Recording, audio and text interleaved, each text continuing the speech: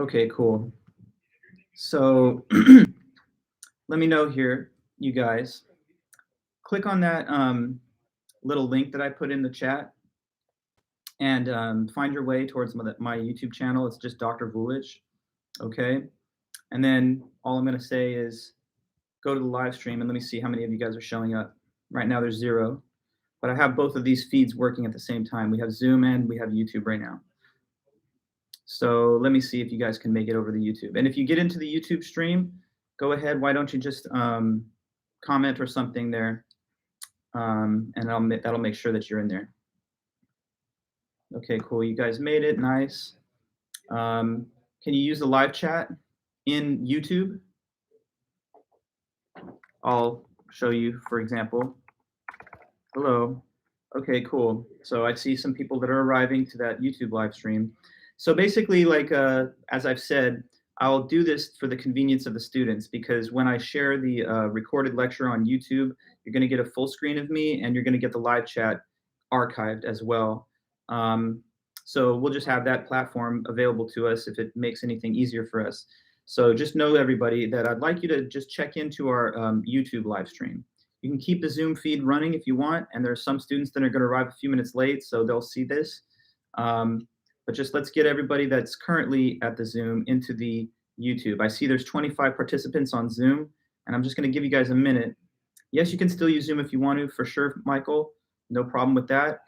But I just want to be able to post these lectures in both formats so that students that have asked me about being able to have the archived live stream, live chat, I should say, and the full screen image of me, this will help them with that.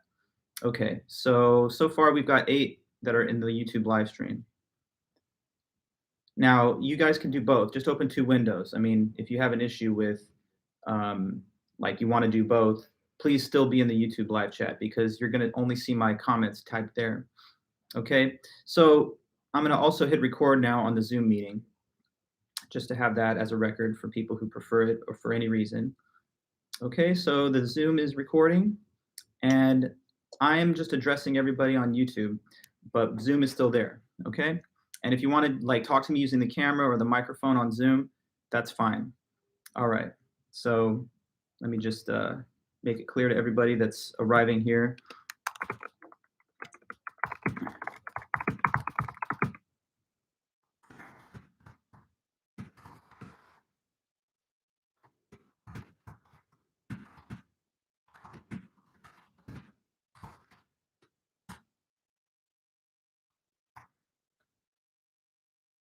Okay, cool. So continuing from here, I'm going to be just typing chat into the live chat of YouTube.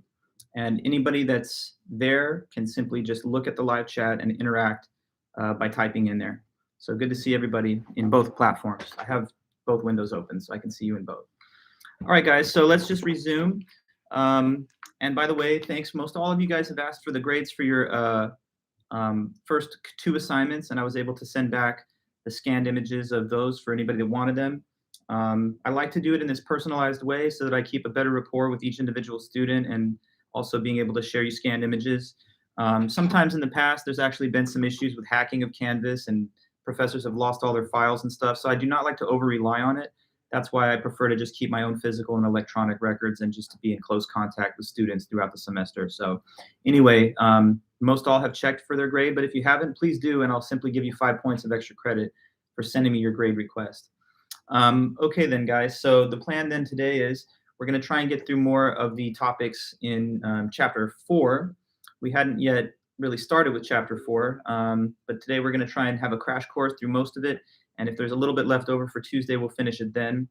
But other than that, the plan for next week is to just have 2 review sessions to get us prepared for the midterm.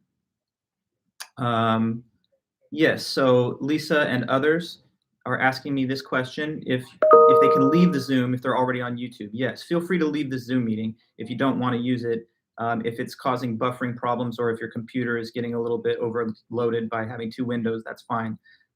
Just go ahead to the YouTube. There's some students that will arrive a little later that wouldn't have heard my in-class notification, and so to them, they'll hopefully see the chat and the comment there. But it's up to you. Yeah, thank you very much. Very good question. Okay, so back to what I was just now saying. I'm going to lecture for you guys today on chapter 4, which is all about knowledge and the limits of knowledge. So, okay,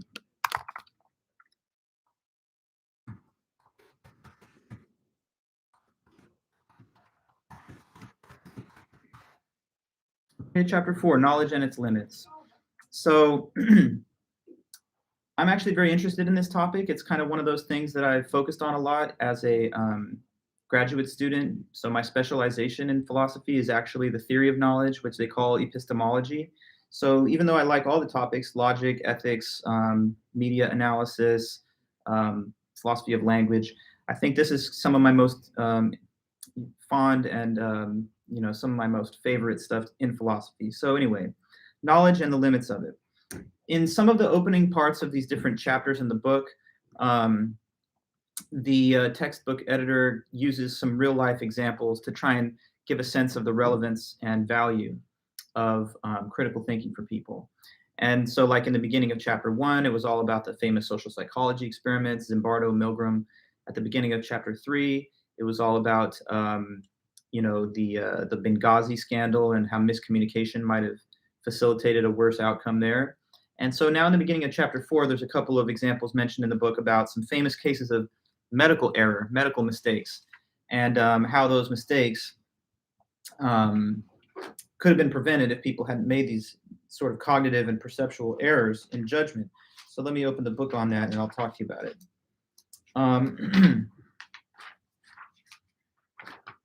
So, okay, preventable medical errors are actually the third leading cause of death in the United States. So one example that's mentioned here is in 1995, there was a university hospital in Florida, and William King was a patient there, and he was scheduled to have surgery on his left leg to have it amputated because it had become gangrenous and infected, and so they had to remove it so it didn't poison his bloodstream. So he was going to have his leg amputated, but once the surgical team prepared him for surgery and put him under anesthesia, they accidentally operated on the wrong leg. So they amputated the healthy leg, which of course is a tragedy, right? Because now not only does he not have the healthy, the gangrenous leg, they still had to remove that, but they removed the other one too, so he became a double amputee. In another case, well-known actor Dennis Quaid, he had newborn twins and they had a blood disorder. So they gave them a blood thinning medication, but they accidentally gave 1,000 times the required dosage. And so, it almost killed these little baby newborn twins. So these are all preventable medical errors. You might think, oh, this must have just been total incompetent, people working there. But no, not necessarily.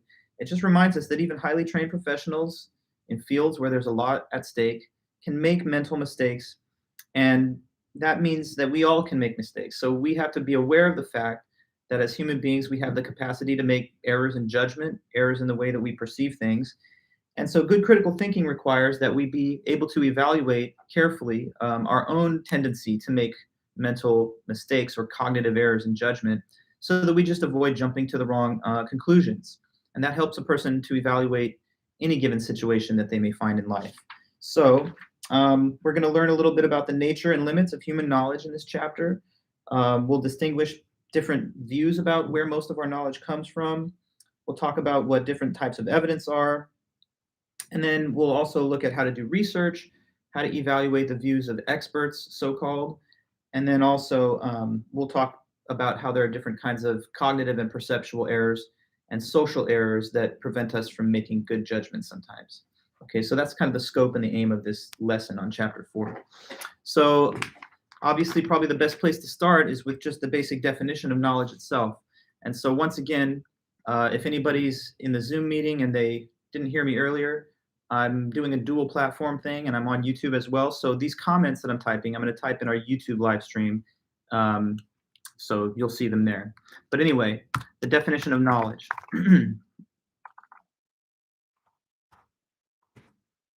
Knowledge. So what is knowledge? It's interesting. You might think that it's something that nobody has a definite idea about, or it's something that is just kind of hard to pin down. But you may be surprised to know that there actually is a consensus definition of knowledge that's been around for thousands of years. It was first written about and spoken of in ancient Greek philosophy, written by Plato and his teacher Socrates. And so knowledge is thought to have three main conditions. It's when you have a belief that is true and it's justified. So Here's how the book puts it. Information that we believe, which is true, and for which we have justification. Okay, you guys can see that in the chat, hopefully. There it is. Knowledge. It's information that we believe, which is true, and for which we have justification. So the three big ingredients or whatever of that definition are these: truth, belief, and justification. And we'll talk a little bit about each of those words. A couple of them we've already talked about in the past before. By the way, let me just do this. Let's get our attendance check. I know that we like to do that as often as possible. So whether you want to do that in the live chat of Zoom or YouTube, either way, that's fine. You'll be recorded in both cases. So please just leave a chat behind and a comment rather, anything at all. Say hi or present, whatever you want, if you haven't already done that, and then that'll be a way of keeping track that you're here. Okay, so truth, belief, and justification. Let's ask a few questions about those words. One of them we already know, we've talked about earlier in the meetings. What's truth? Somebody, let's hear it in the chat. What do you think is truth? And I'd love to know. What is that? Good to see all you guys. I'm glad to have you here. So thanks for your attendance check. But to my next question, let me hear in the chat. What do you think? What does the word truth mean? It's when something matches something. Okay, good, Lisa.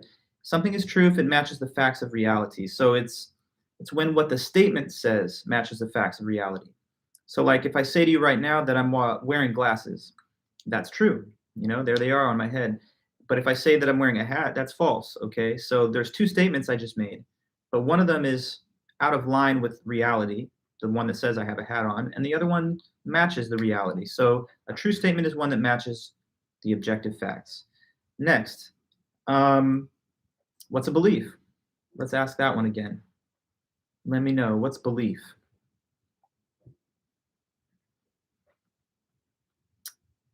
Good, Michaela, good, Lisa, thanks for your answers. But to all of you guys here, we got to know, what's a belief?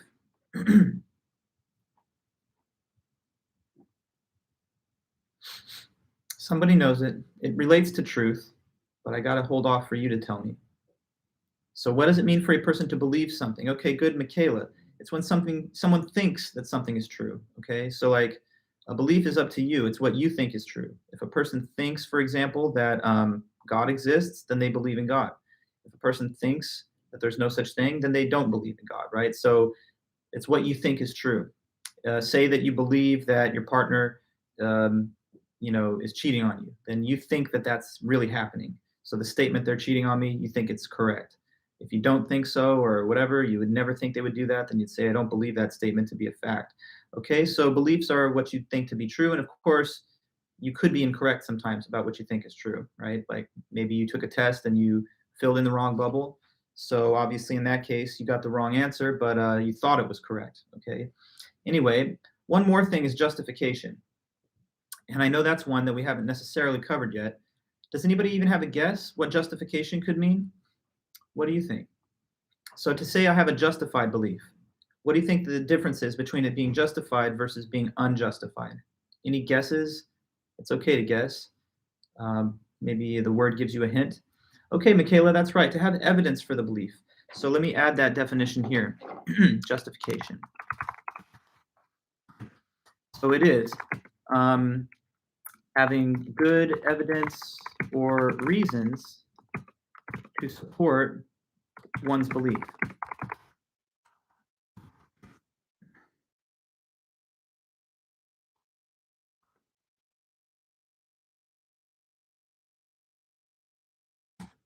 Justification, having good reasons or evidence to support one's belief. So look, if I am an investigator, right, and I go to a crime scene and I see like fingerprints on the murder weapon that match the fingerprint of the suspected killer, and we've recovered blood from the same site and it's a blood match to the killer, I could say, well, I have good reasonable evidence, right, that this man committed the crime. And I would say in that case, I'm justified in believing it. But you can have beliefs that are not justified as well. You know, somebody could just say, right now, I believe that there's life in outer space. I mean, I don't know, like maybe there's enough evidence to give that some justification, but I would argue that it's not necessarily well proven yet. Um, when would it become better justified? I don't know, if we got better evidence. So if like the Mars rover starts beaming back video of little life forms on the surface of Mars, then we would say, well, what we thought before, just speculating, now we have great evidence for it. So evidence has to be there if you have knowledge. So in order for you to have knowledge, all three of these conditions have to be met. Sometimes epistemologists, which is the word for people that study knowledge at a high level, they like this acronym, and I'll write it in the chat. K equals JTB. And what that K stands for is just the word knowledge. And JTB are those three conditions: justification, truth, and belief. So it's important for you guys to recognize that each of these three conditions is considered necessary for you to have knowledge. So you can't know something if any of the conditions is missing. But no single one of the conditions by itself is enough. All right, so they're each needed, but they're only mutually sufficient for having knowledge. Like, let me give you guys a quick test case of our intuitions about this. So do you think it's possible for somebody to know that Dr. Vulich is 1,000 years old? Could somebody know that about me? What is your intuition? Is it a possible thing for someone to know about me? There's a clear answer. The question is, could someone know that I'm 1,000 years old? I know it's a weird question, but no, nobody could know that. And correct, the reason they can't know it is because it's not true. I guess somebody could believe it. It would be a weird thing to believe, but it would be a false belief because it's just not correct. So that's not knowledge. It's like this. If you filled in a question on a multiple choice test in history and you filled in the wrong bubble, like it says, when was the Declaration of Independence signed? And then you have A, B, C, D as your four options. A is 1776, B is 1876, C is 1976, and D is 2030. You'd rule out D because you know it's in the future. And then you're like, I don't know which one it is, though. I know it ends with a 76, but I can't remember the century. I'm gonna mark B. So you mark B, 1876. Now, in that case, did the person know the answer? Obviously not, and they won't get credit for knowing the answer because the answer they gave is false. So first of all, something has to be true for it to even be a candidate for knowledge. There's no way for a person to know something that's false. So as another example, you can't know that I'm 1,000 years old because that's just false. You can't know that the earth is flat because it isn't. A person could believe these things, but they would have a false belief, something different from knowledge. So knowledge only counts as knowledge when it's correct, when it's right. With respect to our multiple choice example I just gave, the student that marks the wrong bubble, there's a few things that are wrong about that and the reason that it's not knowledge. First of all, the answer they gave is false, so it doesn't satisfy the truth requirement. Second of all, concerning the actual answer, A, 1776, the person didn't believe it. If they did believe it, they would have filled it in. So they didn't believe what was true, and what they did believe was false. So they miss out on the belief condition for the true proposition, and they miss out on the truth condition for the proposition they do believe. Now, here's another possibility. Let me give you this one. We'll stick with the multiple choice exam scenario. Say that the student looks at the questions, sees the four options, and has no idea, but they're like, well, I'm 17 and that's my favorite number, so I'm just going to go ahead and fill in bubble A, which says 1776. Now, did that student get the right answer? Yes. But did they know the answer? What's your intuition there? The student that had a lucky guess is my current example. Does that student really know the answer to the question? Is it knowledge that they filled in when they filled in that bubble? You say no? Okay, good. It was a guess. So what's missing? What's the missing condition in their case? They have a true answer, and I guess at least momentarily they believed it was the true answer. So the thing that's missing is which condition? Which one you think? Not too many options, so you can tell me. No, there's no justification. The justification condition was missing. That's the problem. Michaela, the belief was there sort of because they filled in the bubble that was right. So they thought for some reason that that was right, but they didn't have evidence, okay? It was only by chance. So the missing condition was a justification for their answer. Now, who knows the answer when they fill it in? Not the student who's guessing and gets it right by luck, but the student who fills it in and thinks in their mind of all the reasons that that's the correct answer. Like they have all the dates, events, key figures in mind. So they fill it in with total confidence, like, oh, I know that's the answer. So knowledge requires not just getting something right by mere chance, but having evidence for it. Okay, like, so let's think of another thing. Let's talk about the number of human beings right now that are at Disneyland, okay? Like, so you know Disneyland over there in Anaheim or whatever. There's a certain number of people that are there, let's say paying customers on the site of Disneyland right now. Could it be an even number of people? What do you think? Is that a possibility? Could there be an even number of people there at the Disneyland? Sure, there could be, right? So what's the probability of that, by the way? Like, what are the odds that there's an even number of people? The probability is half. It's 50-50, right? Because that's just how the numbers system works. The integers, they're all either divisible by 2 or they're odd numbers, and they're not. And every number is one or the other. So it's a 50-50 chance. So if I say to you right now that I believe there's an even number of people at Disneyland, do I know that? Do you think I know that? I mean, I could be correct. There's a 50-50 chance I'm correct. Say I just love even numbers and I want to believe that. Can I claim it as knowledge? Even if it's correct, could I claim to know this right now? What do you think? Can I say I know there's an even number right now that are paying customers at Disneyland? Yes or no? No, I can't say that that's something that I know.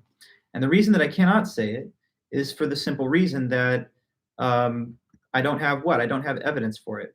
So I've not like conducted a census of the people there and seen if it's a number that's an even number or not. So even if I'm right, it would just be, again, a lucky guess. And lucky guesses are not the same thing as knowledge.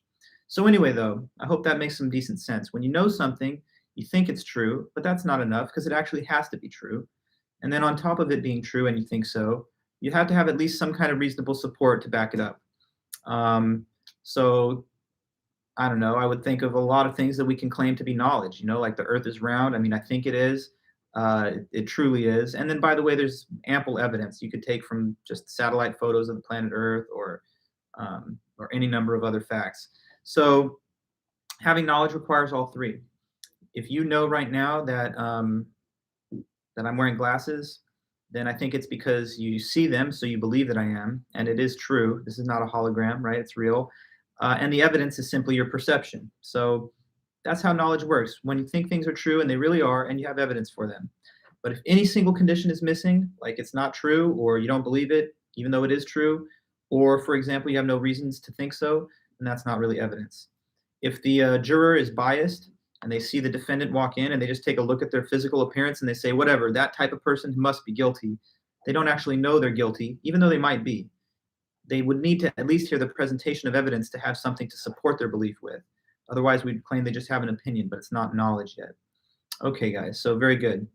Now, to the next point. There are two big views about where most of our knowledge comes from. So two positions on human knowledge.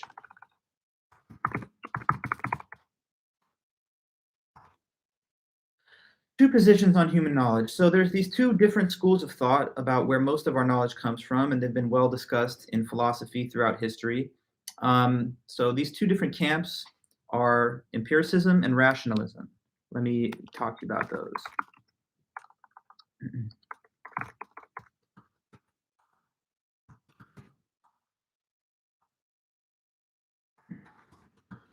Okay, so empiricism is this view. It's the view that most human knowledge comes from the five senses and observation.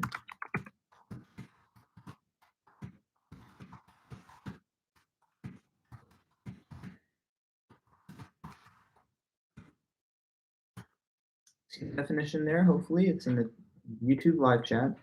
And it says empiricism, the belief that most human knowledge comes from the five senses and observation.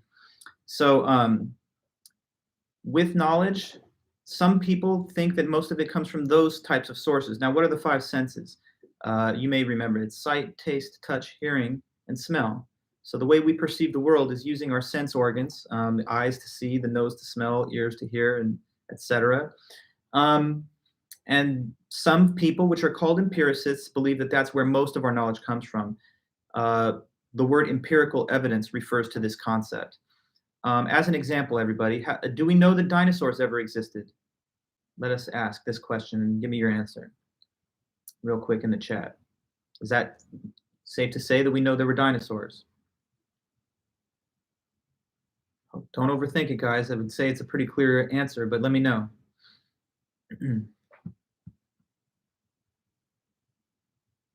Yes, we do know. Okay, good. What's the evidence, though? What's the evidence that makes us know that? How do we know? How do we find that out? Okay, we got the idea from fossils, right? From the fossil record, from recovering the fossilized remains of these dinosaurs, doing carbon dating on them, and then being able to determine the age, uh, the time period from which they derived, and reconstructing the fossilized remains into the full skeleton. So yeah, that gives us evidence, and that's empirical evidence because the fossils are things that we literally dig up, weigh, measure, look at, and physically evaluate. So empiricists, as they call themselves, are those that believe most of our knowledge comes from these five senses. Some things that we perceive with the five senses, we do so directly, like with the sense organs, like the eyes and the ears. In other cases, we build tools to enhance or to amplify our normal powers of perception, like say a microscope or a telescope or a stethoscope to have more precise ability to hear. So anyway, yeah, that's one view about where most knowledge comes from, the rationalist view. But a different viewpoint is sorry, I meant to say the empiricist view. Thank you. I don't want to confuse you. Empiricism is the one that says most knowledge comes from the five senses and observation. But an alternative to that is what is called rationalism. Okay, so rationalism is another school of thought on this. And what rationalism says is that most human knowledge comes instead from pure ideas, reason, and abstract thought.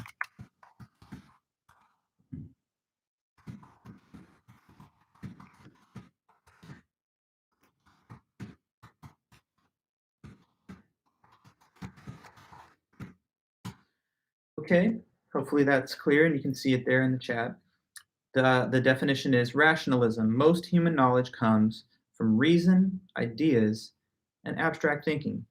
So consider, for example, knowledge that we have of just purely formal things like math, like geometry, like trigonometry, or pure logic, for example. Take the knowledge that all the points that lie on the perimeter of a circle are equidistant from the radius in the center. That's something that you can know just by sitting back and thinking of it in your mind's eye. You don't have to get up and physically investigate anything. You don't have to see, taste, touch, hear, or smell anything to understand this fact about the circle in geometry. Um, Mathematical knowledge, too, like knowing that the square root of 81 is 9. That's something that you know just by thinking about the concepts of mathematics involved and the numerals that are involved. You don't have to go out of your chair and go out into the world, dig up a fossil, or physically examine anything. So science is largely based on empiricism because science involves observation of the world to determine the cause-effect relationships between things in nature. And rationalism is more at home with pure math, pure trigonometry, geometry, logic, and things like that. Like when you're just thinking about cosine and tangent and trig, you're not really thinking about physical things or things that you can perceive in the ordinary sense. To rationalists, they would probably argue that even animals can perceive things with the five senses, but what makes humans different and more special is the power of the mind that we have to go beyond what we can perceive and understand things at a conceptual and at an abstract level. In my own view, though, I think there's been a little bit too much made of the differences between these two schools of thought because really both sources of knowledge are important, and I think they're kind of complementary in terms of giving us a full picture of things that we know in the world. So there you go, rationalism and empiricism. Now, next up, I'm going to talk to you guys about what are some major sources of evidence because evidence is the sort of stuff that gives you justification for your beliefs. Just to be clear about it, I'm going to put the definition here. Evidence is just something that can prove or disprove a belief.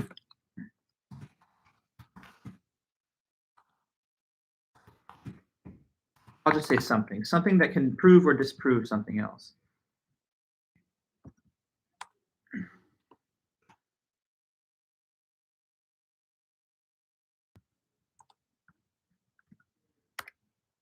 Evidence, something that can prove or disprove something. All right, so say that you're trying to prove something's true, and think of what you might supply in order to make that thing seem proven. Like you want to have an extension on a paper from a professor, and it's because you're sick, but he's not just going to take your word for it, so you have to provide like a doctor's note or something as evidence of your illness. Or maybe you are that investigator and you're trying to make the case that so-and-so is guilty, or you're a lawyer and you're presenting the facts in a courtroom and you're trying to convince the jury to vote for guilt. Then whatever you might show in the courtroom, testimony, physical evidence, forensic evidence, right, that sort of stuff would be used as the evidence towards a proof that the person is guilty. And if you're, let's say, on the other side of the court case, like the defense attorney, then you would be trying to disprove their guilt. You might try to show receipts that give a different location for their whereabouts during the commission of the crime. So sometimes we want to prove or disprove things in our everyday lives. Sometimes we do it in our professional lives, depending on what kind of position or title that we hold. But that's what evidence is, something that can prove or disprove something. We can think of evidence as like premises that build to a conclusion in an argument. And of course, we need evidence to have justification in order to have knowledge. Now, here are some reliable sources of evidence that we always rely on, or that are generally secure. So reliable sources of evidence. I'll just say major sources of evidence, because there sometimes are exceptions to their reliability. Okay, so one of them is direct experience. Another one is testimony. Another is memory. And then you have inference. Okay, so let me just talk to you about those different sources of evidence. So direct experience. Direct experience is you being present and witnessing or somehow perceiving the events themselves.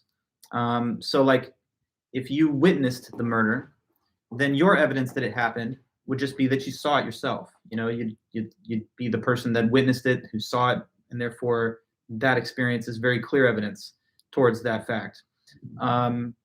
If I don't know, if you were on campus, suppose we were having physical meetings, and something caused campus to shut down, like a fire in one of the buildings, and if you're present on the scene and you saw the smoke and fire and you smelled it, then you would be directly experiencing the fire, and that would be your very clear and compelling evidence that it happened. So experience is probably the most basic source of evidence, just being there and experiencing things firsthand. But sometimes you're not there. And when you're not, you can still learn about things through testimony. So testimonial evidence is evidence that comes to you from what people relay to you, from what they say to you or what they report in writing. So I gave the example of the jury, right? So suppose that you're hearing testimony from an eyewitness to the crime. Nobody else was there, but this witness is saying they saw it happen. So you are the one hearing the testimony. You didn't experience it, but you're taking their testimony as your evidence of what happened, right? You have a friend, and your friend is at school, and they text you, and they say, hey, don't come to school. There's a fire here, so they're closing campus. Now, how do you know there was a fire? Not because you saw it yourself, your friend did, but your evidence is different from theirs. Your evidence is the testimony they provide to you through the transmission of the text. We wouldn't really know a lot of things if we didn't have the ability to use language and say things to each other and report things back and forth. Imagine if we couldn't talk or didn't have language. You'd be like one of the animals, and you would not be able to know anything except what's happening in your immediate environment. So, somebody couldn't call you from far away and be like, hey, here's what's happening over here. Or you couldn't read a history book that talks about things that happened before you were ever born and said, this was the way that the United States was founded, or these were events that happened in the past. So testimonial evidence allows us to keep track of those things that we're not there present to be on the scene for, okay? Hopefully that makes good sense. Now, memory is another kind of way of having evidence, but memory basically just preserves information that you already took in through either your own experience or through previous testimony. So right now, for example, I'm sure that you all know what you had for dinner last night, but how do you know it? You're not eating it anymore. That experience is over. And it's not like somebody called you and said, yo, you had pizza last night, just letting you know. Instead, you just think back in your own mind and you can remember the experience. So the memory records and kind of preserves the previously perceived or attested to facts. Of course, though, the thing about memory, and we'll talk about this, is that it's not 100% perfect. Sometimes we can have misleading false memories. Sometimes our memories can be distorted or shaped by the nature of the events that we think we've witnessed. So even though we usually trust memory, and it's for the most part accurate, we can sometimes have failure of memory too. And even with testimony, right? I mean, obviously, testimony is something that has to be judged because sometimes people will misinform you. Sometimes it's possible for a person to tell you something false on purpose, and that means they're deceiving you. In other cases, they may be misinformed and they're just unwittingly passing along false information. What if you have conflicting sources of testimony? That happens all the time, and that's definitely tricky. One individual or source tells you that something happened, and another individual or source says the exact opposite. When those things happen, you have conflicting testimony, and now you have to make a decision based on your best judgment of who is the more reliable source of testimony, right? So if one friend says to you by text, there's a fire on campus, don't come, and then 10 minutes later, a different friend texts you and says, did you hear about this rumor that there's a fire? Lol, there's no such thing, come to class. You've heard from two different people now, opposite things, and you might have to make a decision about who's the more reliable friend there. Okay. Yes, so 1 second really quick. I have a little private message coming in the Zoom chat.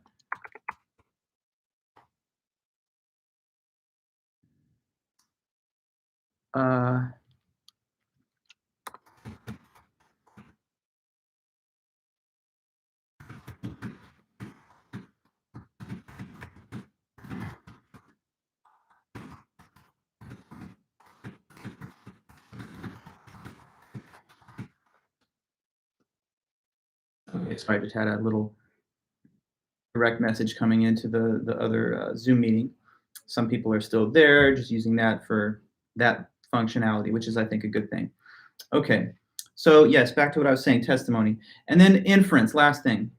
Inference is another source of evidence, and it's interesting because it's just when you draw conclusions from other related facts. Okay, so like say that you're hearing a fire engine with a siren blaring and it's driving around through your neighborhood. You might conclude based on that what is happening or has happened. Let me ask you that. So from the fire engine, you put 2 and 2 together and you infer, as they say, that perhaps what has happened? Let me know. The fire engine example? Yeah, that there's a fire somewhere. Okay. Now, what's the evidence? The evidence is hearing the siren. It's not experiencing the fire because the fire could be like miles and miles away. So you don't see the smoke or hear it or smell it or whatever. It's also not testimony. It's not like someone saying, hey, there's a fire, go understand that. It's also not memory because it's happening in the present. So in this case, it's an inference that you draw from other information. It would be like the case I gave before of finding a footprint that matches the shoe that the killer is known to, or the suspect is known to possess. In that case, you might say, well, this shoe is there with the print, and so I'm going to infer that it was because this person left the footprint.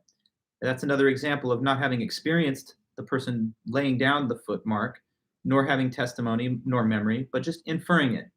Okay, so basically we use all 4 of these sources, and sometimes they can be combined. Sometimes they will mutually reinforce each other. And your evidence and justification is always a bit stronger if you do have multiple confirming sources of evidence that all corroborate each other. So if what people have said is the same thing you remember, or experienced or is consistent with what you have inferred, then you have a better basis to think that that's really true. When, though, the evidence is conflicting, when you have contradictory sources of evidence, then it's not necessarily the strongest body of evidence, and you have to determine which ones to rule out and which ones are more secure.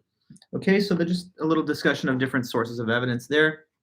Now I want to talk to you a little more about memory, just to report on what's called false memory, and the book goes into this a little bit. So false memory is a simple enough idea. It's just when a person thinks they can remember something,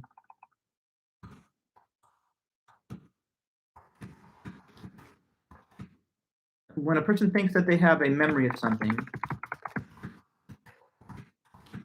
that did not actually happen.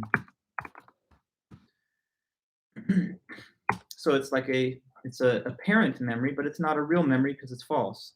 In the person's mind, they appear to think that something happened in the past, but their memory of it is not correct, or at least the details of it are off. So our mind is not like 100% accurate in recording facts and information for memory. Sometimes, especially when things are chaotic, confusing, or happening fast, it's possible to lose a lot of details. And in other cases, sometimes we will add details later. That's called confabulating a memory. Sometimes leading questions that are given to us can also cause us to have false memories.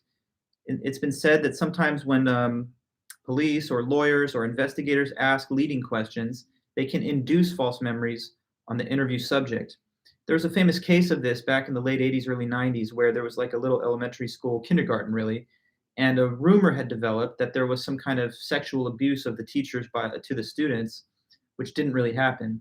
But because of the allegation itself, an investigation was launched. And when investigators were asking these young, impressionable children, like, show us on the doll where they touched you, and like, what did they do, and all that, those questions kind of led them to have false memories. And then the rumors grew into charges, which later on had to be reversed, and it kind of really messed people's lives up. So that doesn't mean that we should generally discount or discredit survivor stories or victim accounts of whatever trauma, but we should always be willing to have a little dose of possible skepticism, only because false memories are real and they can happen. In fact, it's the leading cause of mistaken conviction in our legal system. Eyewitness reports, which we do usually think are credible and often are, can still have incorrect details, and false memories can feel just as real as authentic ones. So it's likelier to happen, though, with people that do not critically interrogate their own memories and just take them as a given. So you want to make sure that you don't over-rely on your memory, or that if you do, you have other sources of evidence to give credible backing to it as well. When we talk about false memories, an interesting kind of side example there is, like, has anyone ever heard of the so-called Mandela Effect? This is like a case of like cultural widespread misremembering of like some event or fact in the world. Anybody? Yeah. So the Mandela Effect is one of these situations where everybody seems to remember something, but it's incorrect. Famously, there's the example of the Star Wars film and some of the dialogue from it. Like there's the Berenstain Bears thing. Yes, there's also that Rory. Berenstein, or Stain is the actual one, the actual spelling. Even though I remembered it as Bernstein Bears as a kid. Then Luke, I am your father, one of the most iconic lines that people seem to remember from Star Wars, when Darth Vader is battling Luke Skywalker at the end, but he never says, Luke, I'm your father. Going back to the tape, he just says, no, I am your father, which just almost sounds wrong to hear it, but that's the actual dialogue. Snow White, magic mirror on the wall, isn't that it? Instead of mirror, mirror on the wall? That's another very weird one that everyone seems to have a false memory of from their childhood. So anyway, look, I only bring up the Mandela thing to remind you that false memories can happen, and they can even happen collectively. Now, some people, of course, go off the deep end, and they have a lot of funny theories behind it, like, are we living in a branching universe and the past is being edited by programmers of the simulation and stuff like that? Well, that's, I think, a little bit too far gone. The better explanation is just that, psychologically speaking, the mind is not a perfect recorder of information. It does its best, but sometimes errors are possible. And so we have to be aware of that as we go through life, not just in these kind of fun pop cultural examples, but in real life when things matter too. Okay, so now we're going to talk a little bit about two unreliable sources of evidence. So two sources of evidence that if you don't have anything else to go by, I guess, but it's not necessarily the strongest evidence out there. So two unreliable sources of evidence. Okay, so one of them is hearsay, and then the other is anecdote. So I'll start off with hearsay. Hearsay evidence is this. It's information that passes through many other people before it reaches you. So I'll say it as testimony.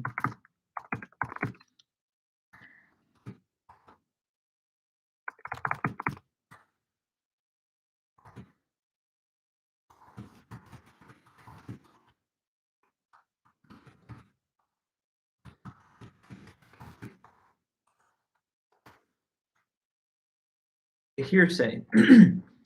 Testimony that passes through several other people before it reaches you.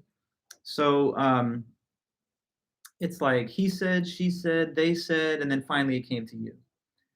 Gossip and rumors are sort of within this realm of hearsay. The problem with hearsay is this. When there's no controls on the flow of information from one person to another, there can usually be details that get misreported. Facts can get eliminated by the time the information goes from first hand to second hand to third hand to fourth hand. And the further down this transmission of testimony goes, then the less accurate it usually is from the original facts and information. Okay, just 1 second. I have a little DM coming into my whatever Zoom meeting. So let me just say that to the student here.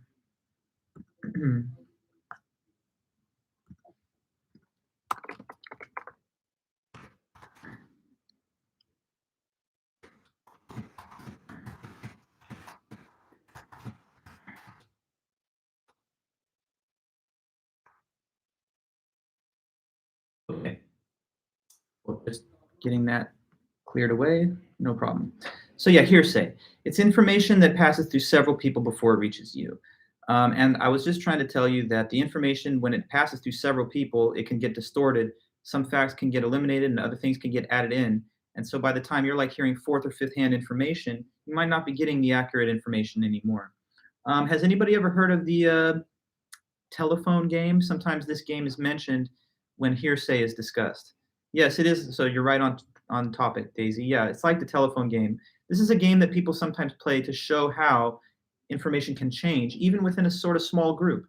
So with face-to-face classes, we obviously can't do it virtually like this, but I've played the game when teaching this. And so you report like just a little simple script to one person, and they're supposed to whisper that into the ear of the next person, and the information's supposed to snake through the whole room. And then you're supposed to compare what the last person says the info was with what the first person remembered it being. And it's always very interesting because the information gets completely changed, even if it just passes through like a select group of like 20 to 30 people. In some cases, the prompt would be like, Jimmy played soccer for many years, but then one day he got bit by a spider. It caused his knee to swell up, and so he had to take a break from soccer, and he still hasn't come back on the field. And then by the time that goes through like 20 people, the story is like, Jimmy got bit, now he's gone. Just something completely like very vaguely related to the original, and in some cases even worse than that. So anyway, you owe it to yourself to rely on better evidence than just hearsay.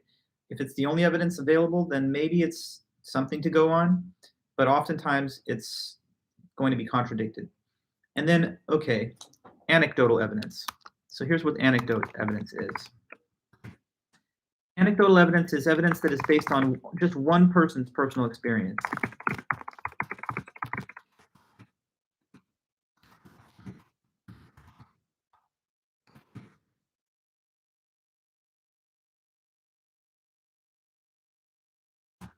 Evidence that's just based on one person's personal experience. So the problem with anecdote evidence is that it's usually not reflective of the mainstream of cases. It could be skewed, biased, or only indicative of one person's unique experience. So like say, for example, that somebody told you, I don't know why everyone says we shouldn't smoke. What's the big deal? Because, like, for example, my grandfather smoked his whole life, and you already know how the rest of the story goes. He never got sick. He was a model of health. He's still strong as an ox. He's 90 years old, and he still smokes every day. So I don't think it's that bad for you. Come on. What's problematic about this person's claim? Well, it's based on just one person's personal experience. And if you compare their case to the more broad experience of many, you would see that it's often that you become sick or have pulmonary or lung disease from a lifetime of habitual smoking. So just because of a randomly chosen single case where it was not seen to have negative health effects, we cannot generalize from that. It's just anecdotal evidence. It's sort of like, well, we have the pandemic, right? And you hear people saying the same thing. Oh, my friend got COVID, but he didn't even feel any symptoms and it was gone in like a week. So why is everyone making it such a big deal? We have to change our lives so much. My friend didn't even get that sick. That's just one person's friend, though. And if you just look at the epidemiological facts here, there's a lot of people that are dying from COVID, and some of them young and healthy that would have never had that kind of health issue if not for the disease. Okay, good. Good to see you there. Thanks for arriving to this meeting, Diana. And for all the rest that are here, it's good to be with all of you guys. I'm just doing a dual platform thing. I know, Diana, you just arrived, and I've explained this to some of the others before, but I'll just repeat. I'm simply doing it because it's going to make us have better recorded lectures with a better archive of the live chat. So I'm offering both platforms, and I think it'll suit everyone's needs. Okay, so yeah, anyway then, guys, best not to just only rely on anecdotal evidence. Or if you do, try and cross-check it against other sources of evidence to see if it can be corroborated. You know, sometimes people will say, oh, don't apply to that job. It's the worst place to work. I worked there and it sucked. But then if you talk to like their coworkers and everyone else there, they'd be like, oh, that one person was like a terrible employee, but we love it here. So you sometimes owe it to yourself to get better, more reliable sources of evidence than those. Okay. On the question of false memories too, I just wanted to touch on this little example in the book. They give an example of where people were shown video footage of a car accident, and just by changing the wording about how fast the cars were, what verb they would use to describe the car's impact, it changed the people's average mile per hour reporting. So when you say how fast were the cars going when they smashed into each other, the verb smashed sounds very forceful, so people thought 41 miles per hour average. How fast were the cars going when they collided? That brings the average report down to 40. How fast were cars going when they bumped? Using the verb bumped brings it down to 38. How fast were cars going when they just hit? That takes it to 35. And how fast were cars going when they made contact?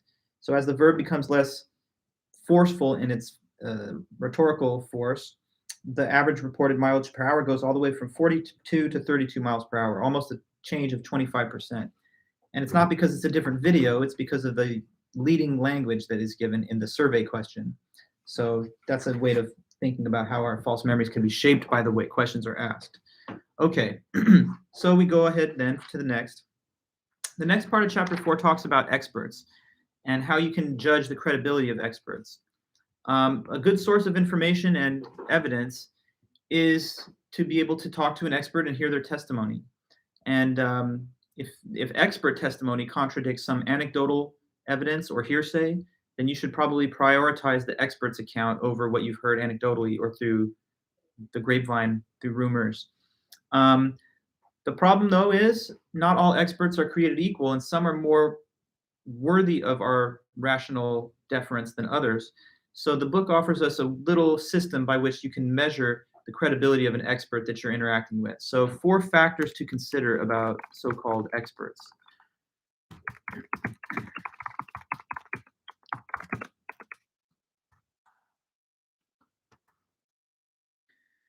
Four factors to consider about experts. So first of all, we have education. Second, experience. Third, reputation. And then fourth is accomplishments. Education, experience, reputation, and accomplishments. Say that you're like hearing somebody make some statements and they claim to have expertise on this topic. The first thing you'd want to consider is what's their education on it. So how much education do they have? What is their focus in school? And to what level of attainment? You know, so a person with a bachelor's degree maybe has a little bit less educational attainment than one with a master's or with a PhD. And so you want to consider the level of education, the institution they got it from, or institutions, plural if there's more than one. And you also want to consider what field of specialization they have, right? So if you're talking to somebody who's got a lot of opinions about, I don't know, public health guidance, and they don't like some of the things they're hearing from our, leading agencies, but they have no education themselves to claim, or they have an education, but it's not at all in the same kind of area of expertise, then that's not necessarily the sort of expert that you want to prioritize. Next is experience, which is different from education. So experience is like, how much time does the person have spent working in the field with the education that they've acquired from whatever source? So some people have a very nice sparkling education from an elite institution, but they have not yet actually been in the field working for very long. So experience is another metric to use to weigh the credibility of experts and to compare them against each other. The third thing is reputation. How is the person regarded and viewed by other professional colleagues in their field? Some people have a great education and a lot of experience, but they're regarded as kind of like an outlier, black sheep type of figure within their own field of specialty. So you want to check and see, is this person regarded as like a quack or like a fringe type person? Or is this an individual in good standing, having a good reputation within the profession or academy? And then finally, there's accomplishments. That refers to, does the person have any awards, honors, titles that give further credibility to the things that they say? So if they do have publications, titles, honors, awards, then that also boosts up their credibility to some extent. So, if you have two different experts and they say opposite things, you might be able to compare them against each other by looking at these 4 criteria and seeing how they measure up. So yeah, sometimes it's a little frustrating that experts don't always agree. We rely on them for our own insights, but when they don't agree, we kind of are left wondering who's correct. But when they don't agree, we should reserve judgment and seek further evidence. Yeah, it's frustrating. You'll see sometimes studies coming out that contradict each other from different researchers. For example, is a little bit of wine at night good for heart health? I've seen studies that say yes, but then I've seen other studies that say no, based on our experimental design, we don't see any significant health impact or maybe even a detrimental effect. Does milk help promote strong bones? Some people say so. Some research findings indicate this, but then there's other studies that say the opposite. So when there's no consensus yet, and the scientific or research community is still evaluating the question, then I guess it's best for us to sort of say the jury is out. But you might be able to find favor with one or the other study depending on, your evaluation of the particulars there. Also, don't forget this. Try not to allow confirmation bias to affect your standards of evidence. Sometimes when you want something to be true, you will latch on to the first so-called expert that seems to be saying that is the case. So like if you want to believe that, I don't know, like only eating meat and not having like any other food in your diet is the way to eat, then if you can find some kind of weird, nutritionist person with a medical title that's saying that and selling a book or selling like some kind of nutrition plan, then you're going to latch onto them even if the quality of their arguments and evidence is not very good. So don't allow confirmation bias to weaken your standards of proof. Don't have a favored hypothesis which you then just sort of make room for in your belief system, no matter how poorly sourced the evidence is. Right? Because there's people like that. Someone doesn't want to believe that the vaccines work, and so they'll like attach to the first study by anybody, no matter who they are, that seems to say that that's correct. So have high standards of evidence and try to be objective. Okay, we hate being wrong, obviously, but we have to be able to test our beliefs against the facts and come up with the right evidence. So the next thing to talk about are what are some resources that we can use when we're doing research. If there's something you want to know about right now and you don't know about it, you're going to have to find the information out there in the world somehow, meaning that you're going to have to do research, but where should you go? So here are some research resources, some good, safe places to look for information. One could simply be the library. I know we're coming off a pandemic and a lot of us haven't been spending a lot of time in public buildings like a library, but it's mentioned in the book, which is clearly this is a book from just before the pandemic started. And yeah, going to a library is a great place, first of all, to study because it's very serene and it's academic, it's quiet, so you can really focus on your work. It's got a wealth of materials on any subject in the library catalog, and if it doesn't hold it there, then usually you can have an interlibrary loan system shipped to your library location. As a student, you have the access to your school libraries, but then you also have great libraries in the public. That's right. So make use of those and take advantage of all the resources that are available. They're free, and it's a great thing that we've had for so long in human society. There's also academic journals, another good source. Oh, I will. Thank you, Daisy, for that. Yeah, so academic journals.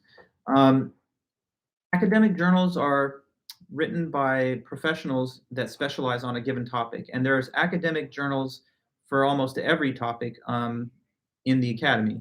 So you have journals of philosophy, history, science, math, literature, you name it. And the thing is, to get published in one of these journals, which I know about because I've had a few publications, you really have to surpass very tough peer review process.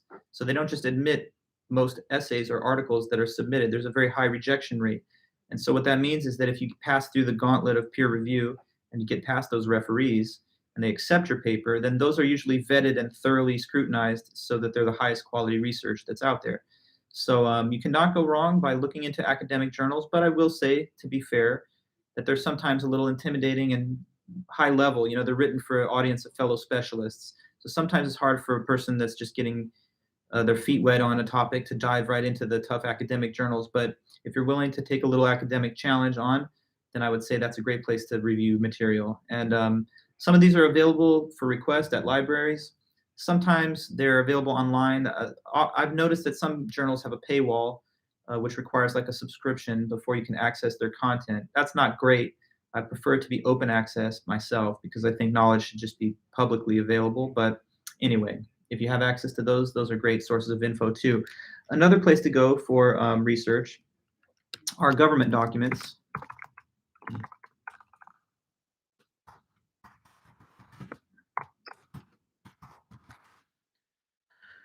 Government documents. So we have all these great government agencies, you know, and they provide the public with a lot of information on the subject within their agency's jurisdiction. So if you want to know about labor statistics, then check out the Bureau of Labor Statistics. Or if you want to know about crime statistics, then look at those that are reported by the Department of Justice. If you want to know something about the nature of the environment or what's happening there, then look at the Environmental Protection Agency's public reports. So you know, government agencies are tasked with the duty to provide the public with the highest quality information, and we pay for these services as taxpayers, so we should take advantage of the information that they distribute to the public. Sometimes government documents can also be found through declassification or leaks, either to the media or by other means. And that's also an interesting place to look for stuff. There's sometimes Freedom of Information Act requests that cause information to get disclosed to the public that might not have been otherwise. So those are good things to look for as you're doing research too. Now, of course, there's the internet, and so I'm going to add that. But it comes with a caveat. You know, the internet, I think, is probably the go-to source for most anyone's research that's a young person or just a person in the world today, because it's obviously very simple to just Google something and then go down the rabbit hole of the search results and try and figure things out that way. And you can do a lot of good high quality research on the internet, but you also have to know how to avoid all these minefields of like disinformation and propaganda and so forth. So be on the internet and look for things, but try to go to credible sources and see if you can corroborate whatever you find with other available mainstream reporting. Okay, and then there's the expert interview.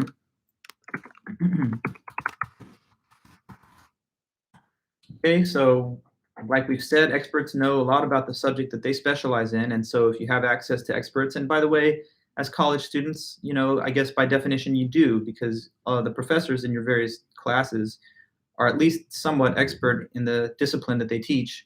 So, you know, sitting down with an expert, if they'll allow you to do it, record what they say and take good notes.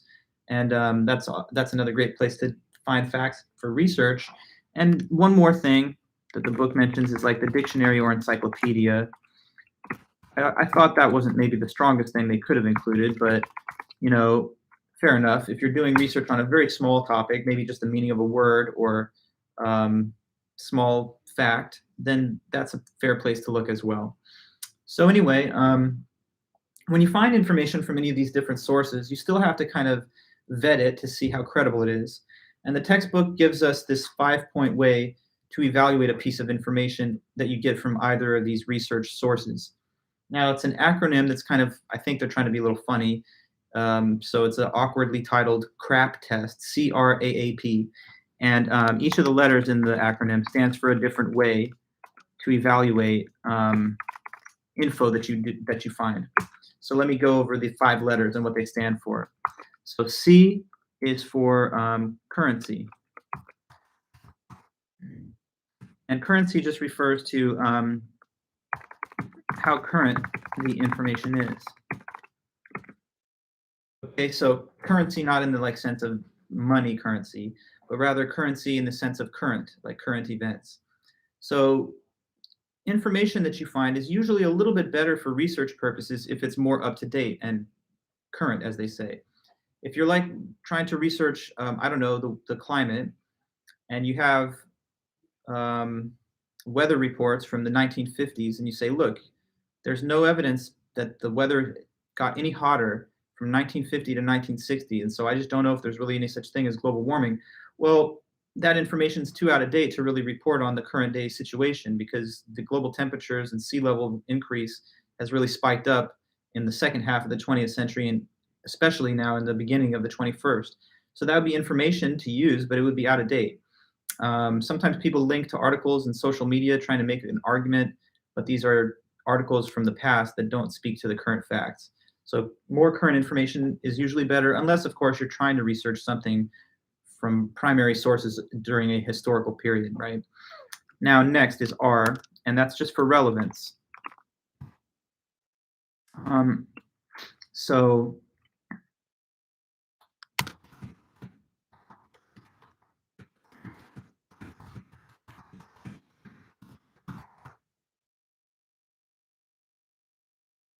So this is how well the information relates to the topic that you are researching.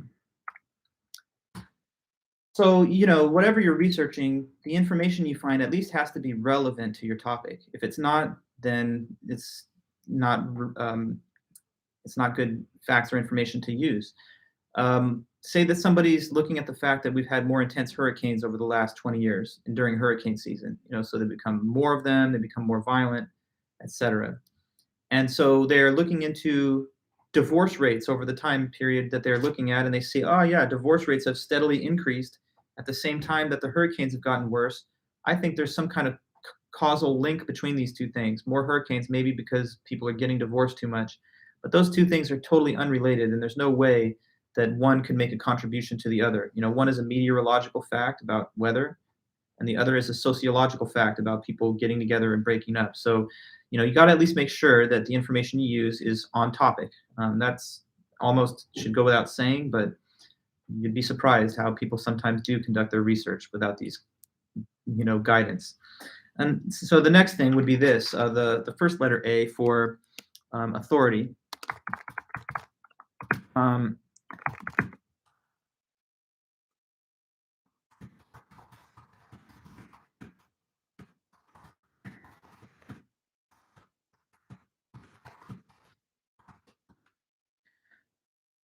So authority, what authority does the source have to report on this topic? So is this a person who has credible knowledge about the subject matter, or is it just a person with an opinion and no real authoritative expertise? It's amazing to me how people will ignore the voices of our leading scientific agencies, right, during a pandemic when they should definitely be listening to them, but instead they will listen to like a YouTuber or a blogger who has no scientific knowledge, no credible education or expertise on the topic. So, when you do research, you have to consider the source. Who's the source, and what do they really know about this? Is this a person whose opinions are to be believed because they're based on actual research and doing the hard work of learning these things? Or is it just somebody who has an opinion and wants to be heard and noticed? So consider the authority. And then finally, well, not finally, there's 2 more. Next, we have the second letter A, which is just for accuracy. So that asks us, is the information true, credible, and accurate? Obviously, you got to look at true information. Sometimes people use info as research, but it's not even intended to be true. Sometimes people point out satirical articles that are done just as humor, and they say, well, this is something that I think is evidence. Sometimes people take something to be true, but it's written for the sake of humor, for the sake of satire. So you definitely have to at least determine whether or not the information purports to be true, and then determine whether or not it has any reasonable basis to be considered true, looking at other available sources of evidence. Is this widespread acknowledged or not? And then the letter P stands for purpose. That just refers to why was the information presented. Knowing the purpose is important. So like, was this just put out there to simply inform people, or was it put there to sell a product? Or is it put there to generate ad revenue? Is it put there to advance an ideological agenda? So sometimes information is just given in the interests of informing people, but in other cases, it's done to sell something. So if somebody's telling you like, you should never eat fruits and vegetables, and I'm also selling a book that will tell you exactly how to do that, you might wonder whether or not this is true information or if it's just done for the sake of monetizing their product. Okay, so we're all in this world together, and we have to seek out information and do research and try to come to the correct conclusions, thinking about the sources that you can use for research and the 5-point evaluation that you can conduct to see how the information measures up. That'll help you in all different cases, whether it's academically, personally, or professionally. Okay, so we've gone over the CRAT test and the research resources. The next thing that the book talks about are cognitive and perceptual errors that we sometimes make in processing information and thinking. So here we go, cognitive and perceptual errors. So there's like a list of these cognitive and perceptual errors. That's the last chunk of stuff that we want to finish with on chapter 4. We will run kind of short on time today to finish it, but we'll be able to do it, I think, within the first 25 minutes or so of our Tuesday meeting, and then we'll be able to spend the whole rest of the week next week going over the study guide. I'll send the study guide to you as well through Canvas after class later today or maybe tomorrow, and then you'll be able to start reviewing your notes, going to the book, taking a look at some of our lectures, and just getting ready. Now, let's see here. Yeah, so at the start of the cognitive and perceptual error point in chapter 4, they make reference to this event that happened in U.S. history back in the 30s, and it was the War of the Worlds broadcast. The War of the Worlds radio broadcast. So this happened on October 30th of 1938. And I don't know if any of you have ever heard about it. It's kind of in a way, a cultural event that some have heard of because of pop cultural awareness of it. Anybody? War of the Worlds broadcast? What happened? Any vague idea? Let me see if someone in the chat could tell me anything about it. If you don't, that's fine. If you don't know anything about it, let me know that too. Like, I've never heard of it. But I wonder if, just kind of surveying the class, if anyone's heard something about this. Yay, nay, let me hear. War of the Worlds radio broadcast. Something strange happened during this. No takers? Well, do let me know that you haven't heard about it. Okay, you haven't heard? No. Okay, well, that's good. So let me give you some facts. Oh, Jeannie, so you've heard a little bit. Right, okay, so yeah, you've pretty much got it, Jeannie. Let me add let me add some more details. Now I can expand on it. Here's what happened. So it's 1938. There's not television yet. Television's happening later on after World War II, the 40s and 50s. We start to see TVs in U.S. households. So back before that time period, before the era of television, it was the era of radio. And so what Americans would do after they finished work and go home would not be to sit around the TV and watch something or the computer, obviously, but rather the radio. So they would have audio, radio broadcasts from radio stations, and that's what they would listen to for sports, entertainment, and news. So sometimes there's people doing color commentary for like a sporting game, and you're just hearing them on the radio, as we still have today. Or sometimes it's news reports, and in some cases it would be like entertainment based. So when it was entertainment, sometimes they would do voice acting for like a script of a story or novel. And on this one occasion, they were doing an entertainment broadcast of this science fiction novel called War of the Worlds. And the War of the Worlds see, it's like right around Halloween, it's October 30th. So maybe that was part of what was in the mix. They wanted to have something spooky, a little scary. So the plot of the book was just Martians from planet Mars. They flew down to the Earth and they invaded Earth and basically started to attack humanity and the planet. And so some people had tuned into this broadcast, but they made the mistake of just assuming that it was news, instead of like hearing the disclaimer at the beginning that this is just entertainment. And it caused a panic, basically. Some people took it to be real. They thought there really was an alien invasion going on. And some people were so caught up in the grip of this panic that they literally started to misperceive reality. Like they started to look up in the sky and they just saw something in their field of vision. They'd be like, oh, wait, that's one of the flying saucers. You can see it, right? It's right over there. I even heard rumors that some people became so caught up in their fear of the aliens taking them that they committed suicide. But I'm not sure if I can confirm that or whether that's one of those sensationalized aspects of American lore. But at any rate, the lesson that we can learn from this is that our social influences can powerfully shape the way we perceive reality. We think differently sometimes when we are taking in these external influences than we would have thought, but just on our own without any outside input. So we have to kind of get into the habit of recognizing that our mind can make errors in the processing of information, and that especially is susceptible within society and the influences that it can give to us. So what we're going to cover next are what are these different sources of cognitive and perceptual errors. And that's going to take, like I say, about 20 minutes or so, and we can do that at the beginning of our Tuesday meeting. So with the amount of time that we still have remaining here, I don't think that I'll be able to cover much more in the right depth that I want. So I'll probably end our stream here in a moment. But let me know if that's okay with you. And if so, then I'll just see you back on Tuesday. As usual, I'm going to post office hour link for Zoom later today if anybody wants to do that. And I'm also going to send the study guide for the midterm review sessions for next week. And also, if there's any students that haven't yet checked on their grades for any of the prior assignments, please know that I'm ready to give them to you anytime, and I'll give you some extra credit if you just send me your request.